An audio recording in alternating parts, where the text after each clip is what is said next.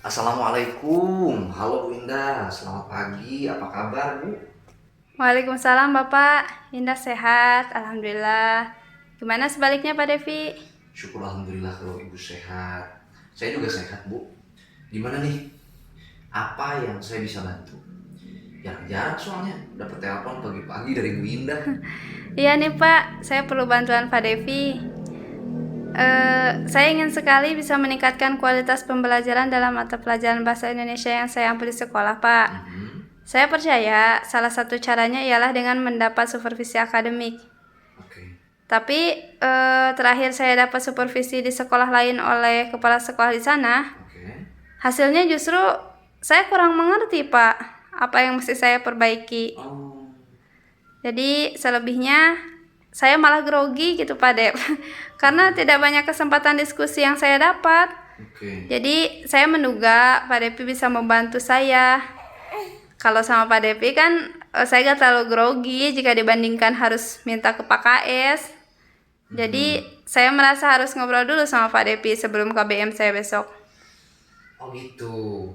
Jadi Ibu ingin memperoleh supervisi akademik dari saya maksudnya untuk meningkatkan kualitas pembelajaran bahasa Indonesia. Iya Pak Dep. Saya harap Bapak bisa membantu saya ya untuk meningkatkan kualitas pembelajaran yang saya pimpin. Dengan senang hati Bu Indah. Cocok banget. Makasih ya Pak Dep. Sama-sama Ibu. Nah mari kita mulai dengan tujuan pembelajaran yang hendak Ibu selenggarakan gitu. Gimana sih tujuan pembelajaran yang Ibu mau murid capai di KBM besok tuh?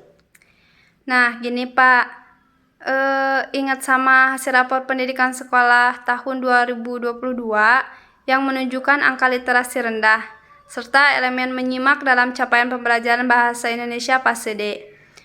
Tujuan pembelajaran yang saya rencanakan adalah melalui pembelajaran berbasis kolaborasi, murid dapat menganalisis dan memaknai pokok informasi dari teks non-fiksi secara jelas.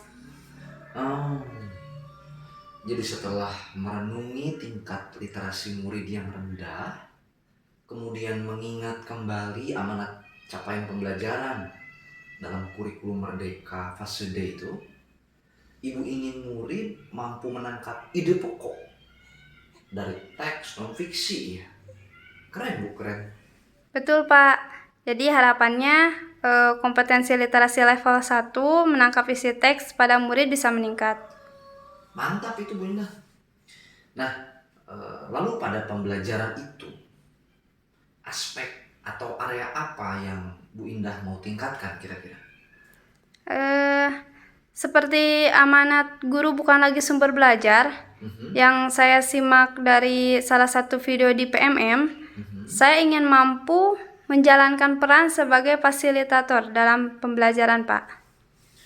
Nice ya. Peran guru sebagai fasilitator bukan sebagai sumber belajar. Saya jadi ingat pernyataan Ki Hajar Dewantara ya. Mengajar dan mendidik harus sesuai kodrat alam dan juga kodrat zaman. Keren-keren Bu. Lantas apa strategi yang Ibu persiapkan untuk itu? Jadi, saya berencana mempraktikkan pembelajaran berdiferensiasi dengan pendekatan collaborative learning melalui group discussion, Pak. Baik, pembelajaran berdiferensiasi. Apakah Ibu sudah melakukan asesmen diagnostik sebelumnya? Sudah, Pak. Hasil asesmen diagnostik itu kemudian saya gunakan untuk mengelompokkan murid. Mantulah Bu kalau begitu. Oke Bu. Bolehkah saya catat paparan Ibu Indah ini sebagai suatu perencanaan pembelajaran? Tentu boleh, Pak. Mohon bantuannya untuk observasi besok ya, Pak. Baik Bu Indah. Oke. Terima kasih atas kepercayaannya ya Bu. Sampai ketemu besok. Sampai ketemu, Pak. Terima kasih banyak. Wassalamualaikum. Waalaikumsalam warahmatullahi wabarakatuh.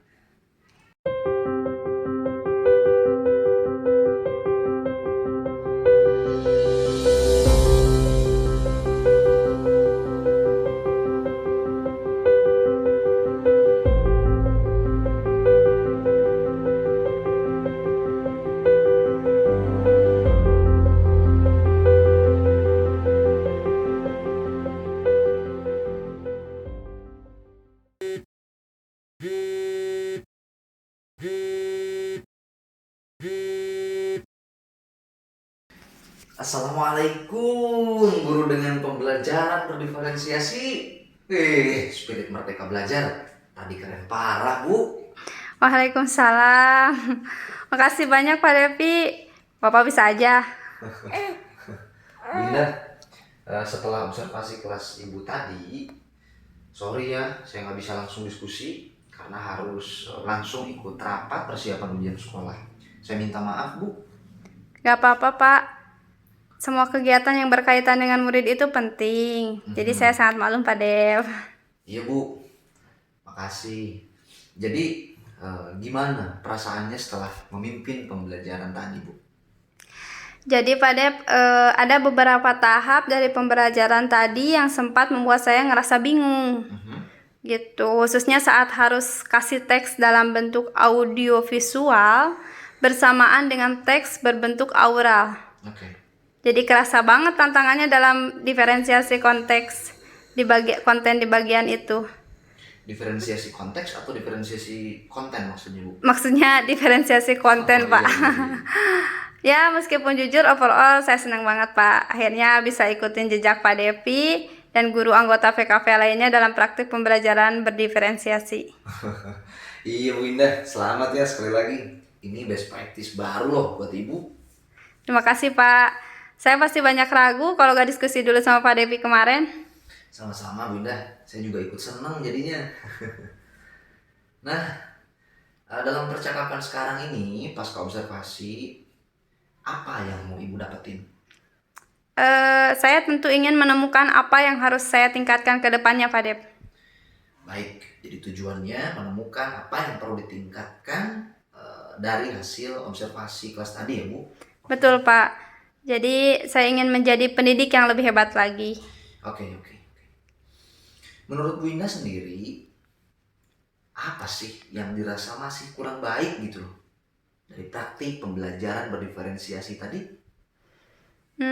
Mengenai itu, ada satu hal yang terasa mengganjal, Pak. Apa itu, Bu? Jadi ada sekitar 3 orang anak, diantaranya Rafka, Alvin, dan Renata yang terlihat ketinggalan dalam proses belajar. Oke, Ibu merasa ada 3 orang murid yang kesulitan ketika harus mengikuti tahapan belajar yang Ibu pimpin. Iya, Pak.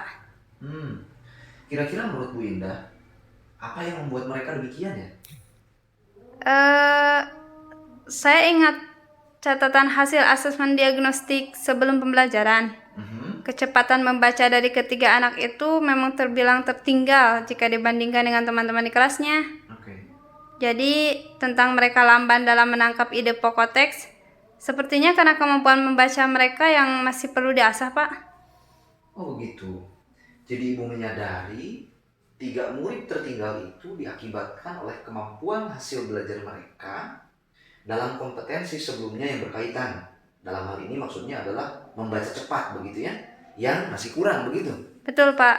Soalnya mereka tertinggal saat membaca dalam kelompok mereka masing-masing, Pak. Baik. Lalu kalau sudah diketahui penyebabnya seperti itu, menurut Ibu, apa yang bisa dilakukan ke depannya untuk menanggulangi hal tersebut, Bu? Apa ya, Pak ya? Coba kita pikirkan perlakuan apa yang cocok dan bisa Ibu lakukan pada mereka bertiga kira-kira. Bagaimana kalau saya memberikan teks narasi yang lebih pendek untuk mereka bertiga, Pak? Jika teman-teman mereka bisa diberikan 3 paragraf, mereka bertiga bisa diberikan 1 paragraf saja. Melalui penyeimbangan volume teks sesuai kecepatan membaca, mereka akan bisa menangkap ide pokok informasi. Ide yang bagus itu, Bu Indah. Memberikan narasi teks yang lebih pendek agar sesuai dengan kecepatan membaca mereka bertiga, karena memang kemampuan atau kecepatan membaca mereka itu berbeda ya jika dibandingkan dengan teman-teman di kelas. Bu, selain itu kira-kira apakah ada cara lain yang terpikir oleh Ibu? Mungkin ide lainnya bisa pakai diferensiasi proses ya Pak? Mhm. Perlakuan saya harus memberi lebih banyak dukungan saat mereka berproses menangkap ide pokok suatu informasi. Amazing. Secara nggak langsung ibu jadi sudah terpikir dua cara ya. Cara ke satu, memberikan teks yang lebih sedikit sesuai kecepatan membaca mereka. Cara kedua, yaitu menerapkan strategi diferensiasi proses dengan memberikan lebih banyak dukungan saat ketiga murid tersebut membaca. Betul begitu, Bu? Iya Pak, saya yakin keduanya efektif bagi mereka bertiga. Baiklah. Lalu dari kedua cara perbaikan itu, mana yang akan ibu terapkan pertama-tama?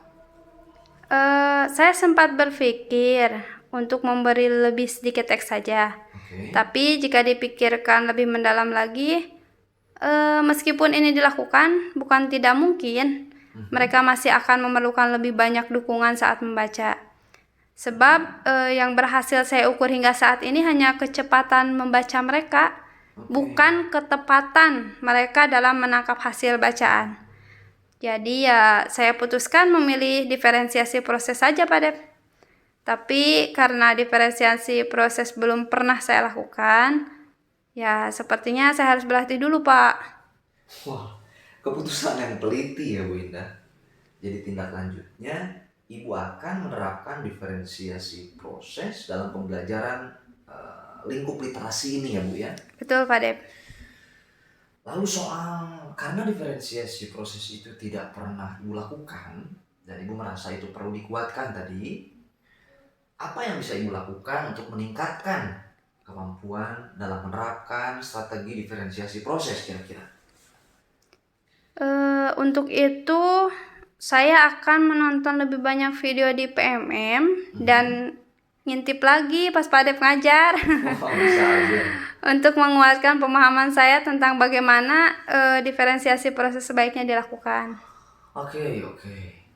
Jadi ibu akan mengembangkan kemampuan melalui penguatan pemahaman yang caranya adalah menyimak lebih banyak contoh diferensiasi proses, baik itu pada video di platform Merdeka Mengajar maupun melalui pengamatan pembelajaran yang saya pimpin diantaranya begitu.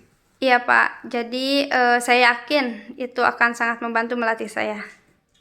Baiklah Bu, mantap itu. Bolehkah etikat itu ibu tuliskan ke dalam lembar rencana pengembangan diri ya yang tadi siang saya berikan ke ibu? Baik Pak, tentu saja. Oke. Selanjutnya, bagaimana kita tahu bahwa Bu Indah nanti sudah berhasil menerapkan diferensiasi proses, Bu? Maksud saya, apa indikator keberhasilan dari rencana pengembangan ini? Karena ini soal melatih kemampuan baru, sepertinya itu bisa dilakukan melalui observasi lanjutan Pak. Jadi takarannya 3 kali KBM ke depan, saya kira itu cukup. Jadi indikator keberhasilannya adalah 3 kali implementasi diferensiasi proses dalam 3 kali pembelajaran, begitu? Iya Pak Dep. Nah, berapa lama waktu yang ibu perlukan untuk mencapai itu kira-kira? Karena indikatornya 3 kali KBM, saya kira idealnya 3 minggu Pak. Baik, dalam 3 minggu ya Bu. Kapan ibu akan memulainya kalau begitu? Mulai hari ini Pak. Saya semangat untuk segera, dan nonton video di PMM itu kan bisa diakses kapanpun ya Pak Dep. Baiklah kalau begitu Bu Indah. Semangat ya untuk meningkatkan kompetensi diferensiasi proses dalam 3 minggu. Terima kasih Pak Dep, siap laksanakan. Oke Bu, terima kasih juga. Bu Indah, ngomong-ngomong saya mulai khawatir nih menyimak waktu Ibu Indah terlalu banyak. Ini juga saya dengar barusan sudah ada suara adzan ya. Kira-kira pada diskusi pasca observasi via telepon ini, apa sih yang Ibu dapetin? Ada nggak manfaatnya gitu?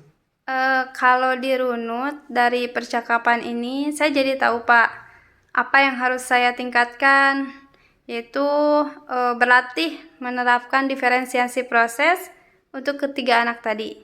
Saya akan menyimak lebih banyak contoh praktik diferensiasi proses dan terus berlatih menerapkan di kelas saya. Oke.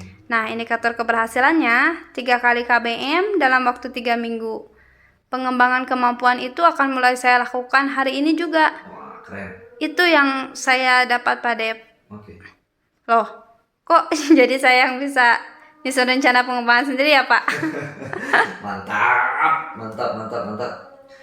Kalau soal baru sadar ternyata bisa merencanakan pengembangan sendiri, itu karena sebenarnya mungkin pengetahuan kita itu banyak loh Bu.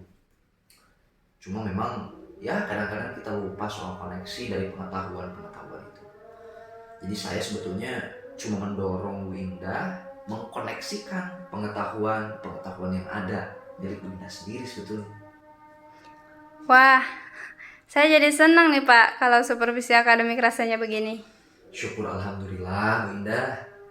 Apakah percakapan kita pasca observasi ini dirasa memberikan manfaat? Tentu Pak, banyak sekali manfaat yang saya peroleh Pak Dep. Terima kasih banyak ya Pak Devi. Sama-sama Bu Indah. Saya tunggu kabar perkembangannya. Kalau begitu ini sudah adzan. Baik Bapak, salam Merdeka Belajar Pak di SMP Cendekia Sukahegar. Salam Merdeka Belajar SMP Cendekia Sukahegar. Assalamualaikum warahmatullahi wabarakatuh. Waalaikumsalam warahmatullahi wabarakatuh.